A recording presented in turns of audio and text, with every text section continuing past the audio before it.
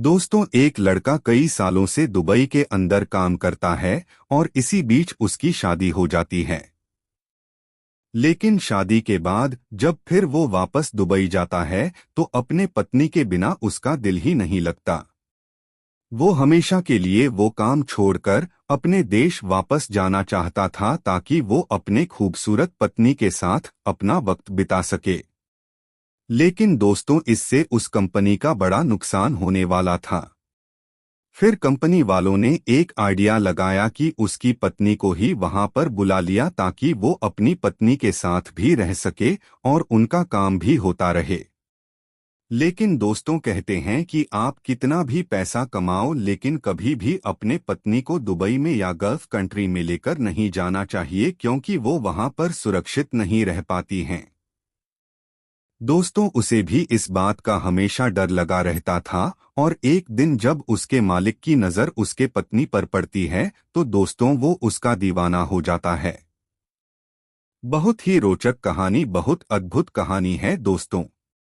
आइए जानते हैं पूरी कहानी इस वीडियो में। लेकिन वीडियो में आगे बढ़ने से पहले बस यही रिक्वेस्ट कि आप वीडियो को लाइक कर दीजिए, चैनल को भी सब्सक्राइब कर लीजिए ताकि मेरा हौसला बढ़ता रहे। दोस्तों, ये कहानी उत्तर प्रदेश के कानपुर की। एक लड़का जिसका नाम राहुल होता है, 2003 से वो दुबई में बतौर इलेक्ट्रीशियन काम करता था। वो बहुत ही अच्छा इलेक्ट्रीशियन होता है। कई बिल्डिंगों में वो बतौर हेड इलेक्ट्रीशियन काम करता था और कंपनी के लिए बहुत उपयोगी बंदा था। और दोस्तों, इसी बीच 2012 में करीब 10 साल दुबई में रहते हुए उसको हो गए थे। उसकी उम्र 30 साल हो जाती है। अच्छे खासे पैसे भी कमा लेता है तो सोचता है कि अब पैसे ज्यादा कमाने से क्या फायदा, तो शादी भी करनी चाहिए। दोस्तों, वो घर आता है और एक बहुत ही खूबसूरत लड़की जिसका नाम प्रिया होता है उससे शादी कर लेता है। अब दोस्तों, शादी के बाद राहुल और प्रिया बहुत ही प्यार मोहब्बत से रहने लगते हैं। लेकिन कहते हैं कि अच्छे दिन कब गुजर जाते हैं पता ही नहीं चलता। दोस्तों, 4 महीने यूं ही बीत जाते हैं और उसकी छुट्टी खत्म हो जाती है। उसके बाद वो संध्या को उसके मायके छोड़ देता है और उसके बाद दुबई चला जाता है। तो फिर दुबई जाने के बाद उसका और प्रिया का एक दूसरे के बिना दिल ही नहीं लगता। प्रिया उसको फोन करती है और कहती है कि आप मुझे छोड़कर कहाँ चले गए, आपके बिना मेरा मन ही नहीं लगता। राहुल कहता है कि अभी तो मुझे आए हुए 1 महीने भी नहीं हुआ है, अभी तो छुट्टी मुझे 2 साल बाद मिलेगी और जो तुम्हारा हाल है वही हाल मेरा भी है। लेकिन मैं क्या कर सकता हूँ?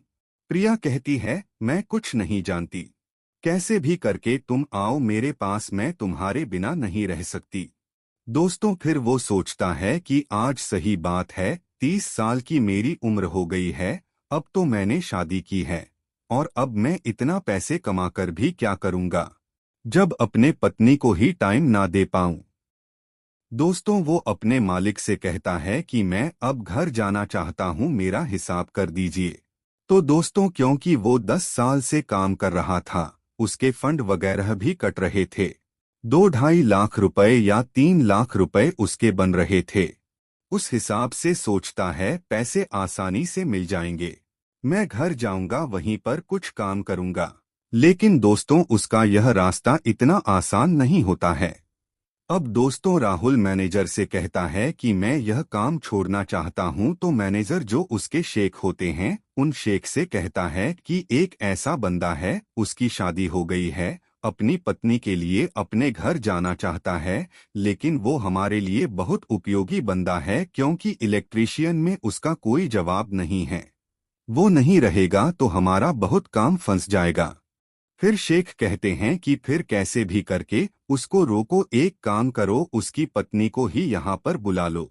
लेकिन मैनेजर कहता है कि ये पॉसिबल नहीं है, क्योंकि दोस्तों, जो गल्फ कंट्री के रूल होते हैं, अगर कोई इंजीनियर है, कोई डॉक्टर है या कोई मैनेजर है या कोई बहुत बड़े पोस्ट पर है जिसकी कमाई कम से कम 2-3 लाख 4 लाख रुपए महीने हो, तभी वो अपने पत्नी को वहां पर ले जा सकता है, क्योंकि वो नहीं चाहते कि उनका स्टैंडर्ड कोई आके इस तरीके से गरीब बंदा खराब करे। लेकिन दोस्तों, इसका भी उपाय उन लोगों के पास था। वो लोग राहुल का फर्जी इंजीनियर की डिग्री बनवाते हैं और उसके बाद फिर उसके पत्नी को आने की परमिशन मिलती है। प्रिया का भी पासपोर्ट बनवाया जाता है। उसके बाद राहुल जाता है अपने गांव पर प्रिया को दुबई लाने के लिए। अब दोस्तों, प्रिया को दुबई जाने का मौका मिल रहा था। वो तो बहुत खुश थी, खुशी खुशी दुबई जाती है। वहां पर उसके लिए एक बेहतरीन फ्लैट का इंतजाम किया जाता है। उसके बाद 2-3 दिन के बाद सारा इंतजाम होने के बाद राहुल काम पर वापस जाने लगता है। तो 10 से 12 दिन बीते होंगे। एक दिन मैनेजर कहता है, क्या हाल है राहुल, कैसी चल रही है तुम्हारी जिंदगी? अब तो तुम्हारी पत्नी यहाँ पर है, अब तो मौज ही मौज होगा। दोस्तों, जो मैनेजर होता है वो साउथ इंडिया का मद्रास का रहने वाला होता है। उसका नाम होता है धर्मेंद्र रेड्डी। तो राहुल कहता है कि बहुत बहुत धन्यवाद सर, बहुत अच्छी तरीके से हमारी लाइफ चल रही है और आपने जितनी मदद की उसके लिए आपको बहुत बहुत थैंक यू। तो धर्मेंद्र कहता है, भाई थैंक यू से काम नहीं चलेगा, कुछ पार्टी वगैरह करनी पड़ेगी तुम्हें। तो राहुल कहता है, सर इसमें कौन सी बड़ी बात है, जिस दिन आप कहें उस दिन आपको मैं पार्टी दे देता हूँ। तो धर्मेंद्र कहता है कि भाई कहीं बाहर की पार्टी मुझे नहीं चाहिए, हम तुम्हारे घर पर आएंगे, तुम्हारे पत्नी को देखेंगे, तुम्हारे पत्नी के हाथों का बना खाना खाएंगे।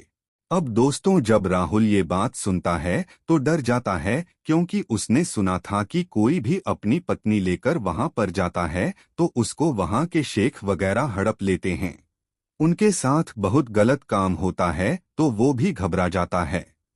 वो बोलता है कि सर क्या घर पर आएंगे, कहीं बाहर ही आपको पार्टी दे देंगे, कहीं भी आप कहें। वो बोलता है, नहीं तुम्हारे घर पर ही आएंगे और तुम बाहर क्या पार्टी दोगे, बाहर तो हम रोज ही खाते हैं। अब दोस्तों, राहुल कहता है, ठीक है सर, किस दिन आप आएंगे? तो धर्मेंद्र कहता है, शनिवार के दिन छुट्टी रहती है, उसी दिन आएंगे। दोस्तों, शनिवार का दिन आता है। सुबह से ही राहुल और उसकी पत्नी प्रिया उनके आवभगत में लग जाती है।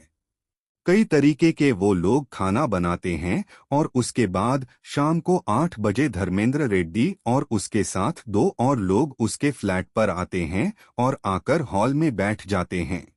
अब दोस्तों, खाने पीने का इंतजाम था ही उनके सामने, एक से एक खाना आने लगता है। वो लोग खाते हैं, पीने वगैरह की भी व्यवस्था कर रखी थी और पीते हैं।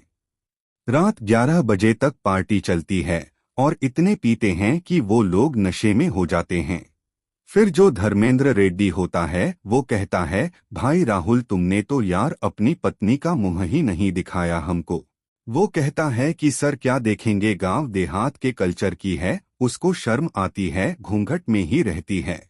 दोस्तों, राहुल अपनी पत्नी को बचाना चाहता था कि ये लोग उसका चेहरा ना देखें, लेकिन जो धर्मेंद्र होता है वो जिद पर अड़ जाता है, कहता नहीं भाई ऐसे थोड़ी चलेगा, वो तो हम देख कर ही जाएंगे।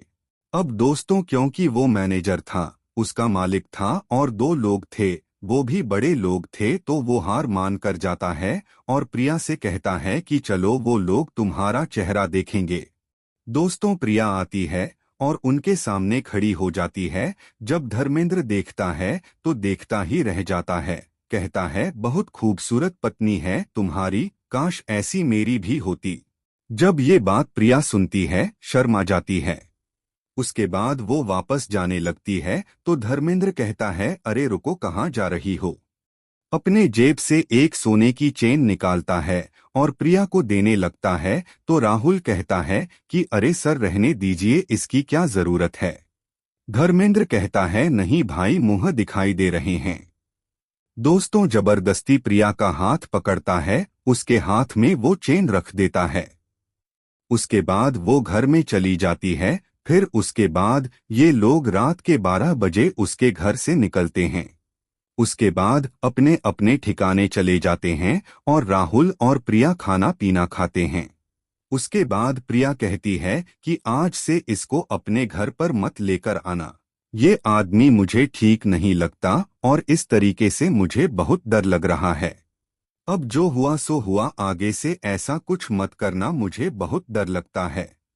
वो कहता है, अरे यार, कहाँ, ये लोग रोज आने वाले हैं और डर की बात तो है ही है। हम लोग अनजान देश में हैं। अगर कहीं कुछ हो गया तो हमारी कोई हेल्प भी करने वाला नहीं रहेगा। फिर वो कहता है कि चलो, धर्मेंद्र अपने ही देश के हैं, हमारे साथ तो कुछ बुरा कर नहीं सकते, लेकिन फिर भी दोस्तों, डर वाली बात तो थी ही।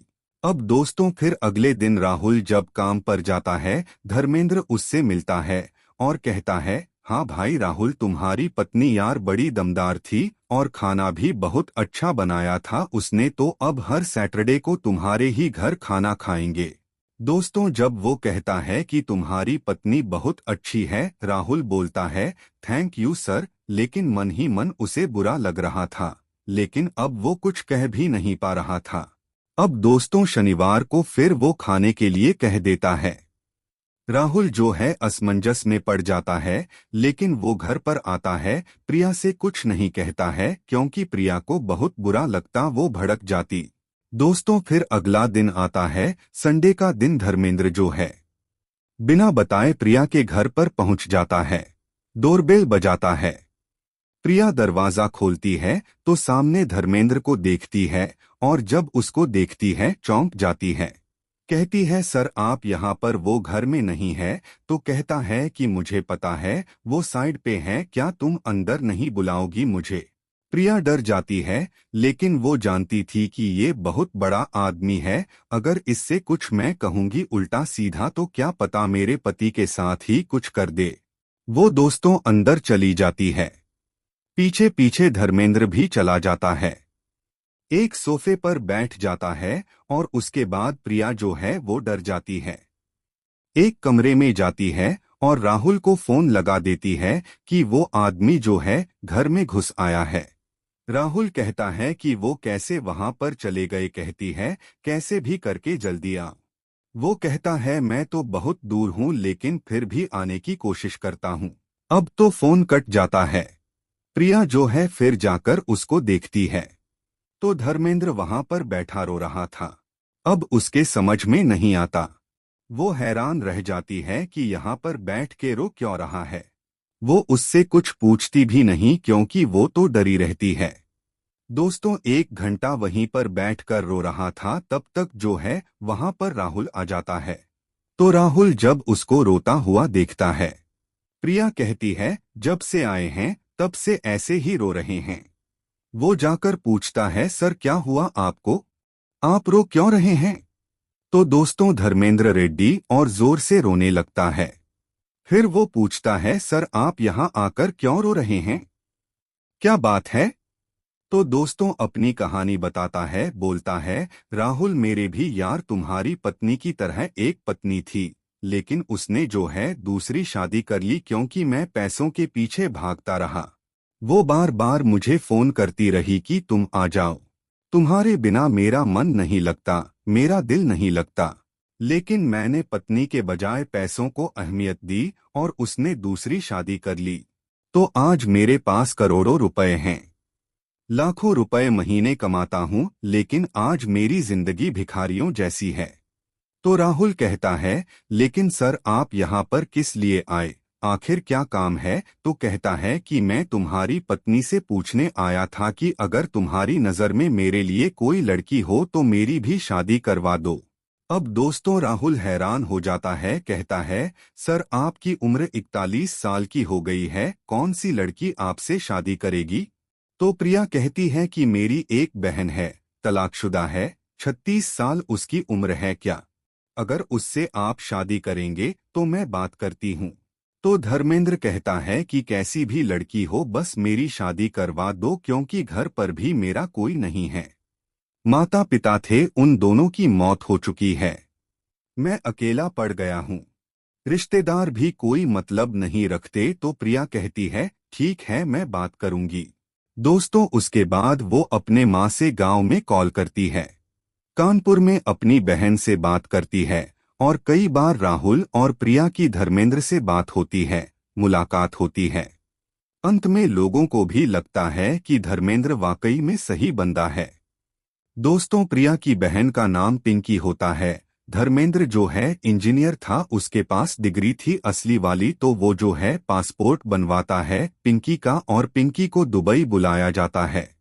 धर्मेंद्र और पिंकी दोनों पति पत्नी के रूप में रहने लगते हैं। राहुल का जो फ्लैट था 2 बेडरूम का फ्लैट था, उसी में लोग एक साथ रहने लगते हैं और 1 साल बाद फिर गांव जाते हैं। एक मंदिर में सादगीपूर्ण तरीके से शादी करते हैं। उसके बाद फिर दुबई में आ जाते हैं और एक साथ बहुत शानदार तरीके से रहने लगते हैं। दोस्तों, 10 साल वो लोग एक साथ रहते हैं। धर्मेंद्र वाकई में बहुत अच्छा आदमी था, बहुत सारे पैसे थे उसके पास। उसके बाद धर्मेंद्र ने उन लोगों को कई देशों की सैर कराई। 10 साल बहुत आराम से रहे। इस बीच धर्मेंद्र और पिंकी के 2 बच्चे हुए। प्रिया और राहुल के भी 2 बच्चे हुए, एक लड़का और लड़की। सारे लोग दुबई में ही रहते थे। अब दोस्तों, सब कुछ ठीक चल रहा था, लेकिन 2013 में 50 साल की उम्र में धर्मेंद्र की हार्ट अटैक से मौत हो जाती है। उसकी मौत के बाद पूरा परिवार सदमे में डूब जाता है। सारे लोगों का रो रो कर बुरा हाल हो जाता है। उसके बाद किसी का दुबई में दिल ही नहीं लगता और राहुल वहां से सबको लेकर घर चला आता है। जो पिंकी थी उसकी पत्नी थी, मद्रास जाती है। उसके घर पर कुछ दिन रहती है, लेकिन उसका वहां पर भी मन नहीं लगता। अंत में जो वहां पर उसकी प्रॉपर्टी थी थोड़ी बहुत उसको बेच देती है और जो भी उसके खाते में पैसे वगैरह थे धर्मेंद्र रेड्डी के, क्योंकि पहले से पता था कि उसको दिल की बीमारी है, तो उसने सारा कुछ पिंकी के नाम कर रखा था। दोस्तों, आज तो उनके पास पैसों की कमी नहीं है, लेकिन धर्मेंद्र रेड्डी की कमी उन्हें जिंदगी भर खलती रहेगी। वो लोग उसे बहुत याद करते हैं।